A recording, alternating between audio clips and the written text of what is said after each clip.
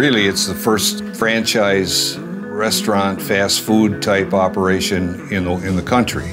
The equity that we have, and specifically with the older generation to the boomer generation, is they grew up with the brand. They have memories of going with their parents and grandparents to A&W, hanging out at A&W after a varsity football game. People who met their wives at A&W, they had their first date at A&W. They all have memories of A&W, and mostly very, very fond memories. There's an entire generation, including the millennials, that do not have that attachment with A&W because they didn't experience it. How do we maintain the existing consumer base while attracting a new, younger, modern, if you may, consumer today? We really dug in, and what we found was that millennials, what they want is an authentic brand, a brand with a lot of heritage, and the great thing is A&W has all of that. You know, things have obviously changed, so we have to adapt that experience for that younger generation.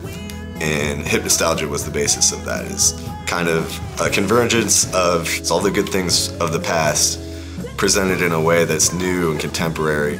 Our inspiration has always been to look back, to look forward, you know, to refresh, not like totally recreate. We try to be as responsible as possible, and that's the #1 goal, especially a brand that's been around for 100 years. It's an American icon. We look back through history and sort of start checking off boxes, what worked, what didn't work. It's really not even a logo redesign. You know, what we did is almost undesign the logo. We looked at the lettering on the early stores, you know, from the early 1900s, and just the simple bold type, you know, there really wasn't a logo, it was more of informational design for the architecture. Really, that's where we spent most of our time, is undesigning everything around it to boil it down, to have the optimal visibility, the optimal function throughout all materials, and just have something that's recognizable and iconic for the brand moving forward. The whole team talked about what are some ownable assets. So pulling the ampersand forward, making it really large, was something that I thought was just a really good idea. It can be that recognizable piece of a logo that can stand on its own later. Everything that we've done is designed on purpose or made on purpose, that represents quality, you know, that represents, you know, this handcrafted feel that really connects with the story. We've gotten to a point where we have a very clear, agreed upon filter for pretty much every brand decision we make. It was all based on truth. It was all based on, you know, research about the brand, about the consumers, about the competitive set, about the marketplace.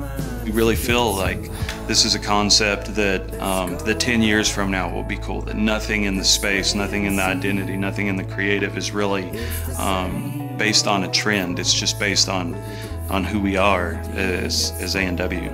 Standing on that brand strategy as we evolve, that we don't get sidetracked by the latest trend or the latest craze or whatever, that we stay true to the core of this brand, or the essence of the brand, which we defined in our brand strategies.